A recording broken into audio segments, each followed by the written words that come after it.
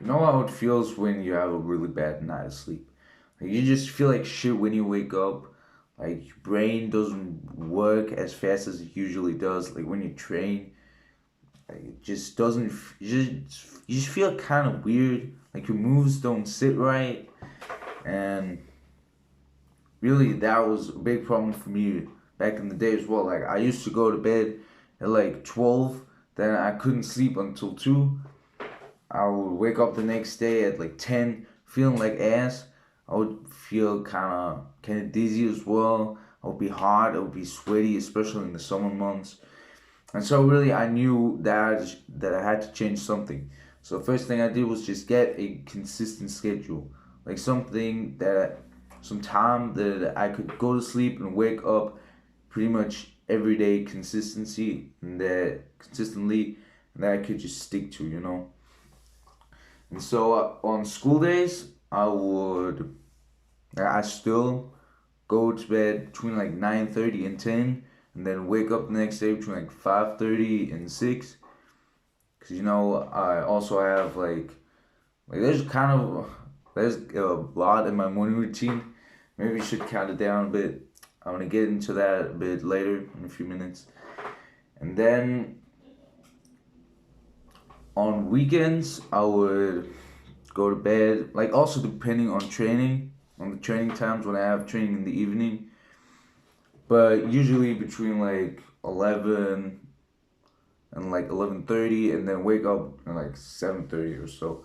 And then when I have training, it can vary a bit. I still try to stick to the same schedule, but sometimes I just arrive way too late, and then still wake up at the same times, but maybe going to bed times are gonna be a bit different then.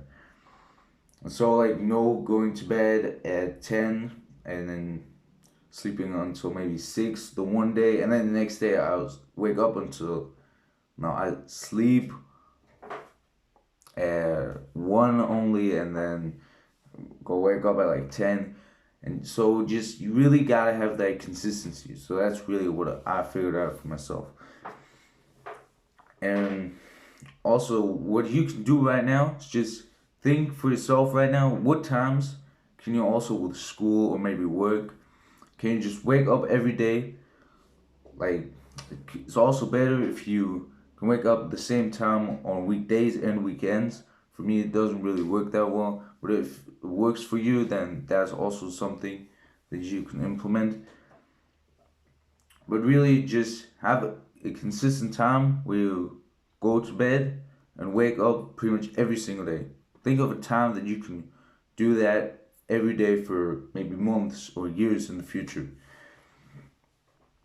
And yeah, even if I have like a bad night of sleep, I just go with the same schedule. Like I don't change anything. Then I just get less sleep that night. Okay, because when I change it up, that just messes up the schedule, and then it just gets the schedule out of whack. And so also in the morning routine, what I do, like I wake up, take a cold shower first thing, then I go for a run, then I meditate.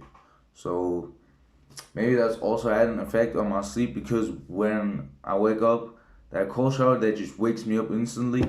So no matter what time I wake up, like I'm just awake after that. Just starting the day with a hard thing.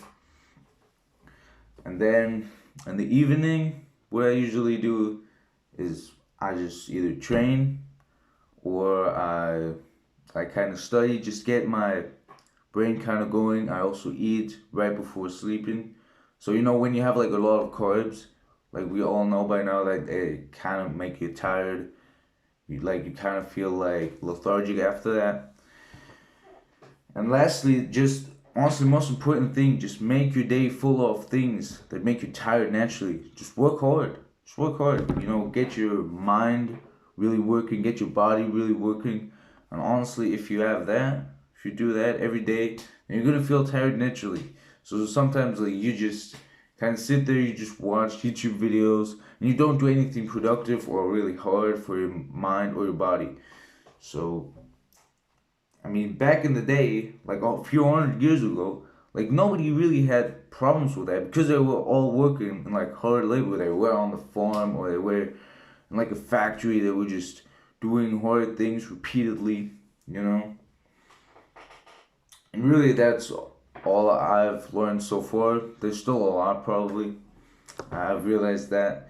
So I will also want to thank like Dr. Andrew Huberman because when I watch that, like also when I go jogging or running first in the morning, you know, there's like sunlight out then, and he really talked about and taught me that when you get sunlight, not necessarily first thing in the morning, but one of the first things in the morning, like 2 hours after waking, then that really just sets your circadian rhythm, which means like your natural sleep clock is what I've understand from this. I mean, I don't know all too much about that, but that's what I've kind of taken away from that. And so yeah, you really taught me also that. So if you wake up before the sun comes out, then that's kind of a bit difficult. Like, I've heard artificial lights. I mean, then you gotta just stare at them for longer than the natural sunlight. But I mean, they still work. And so yeah, that's all I've got today. It's not really that much, but that's all I've learned so far. As I've said, there's much more to it.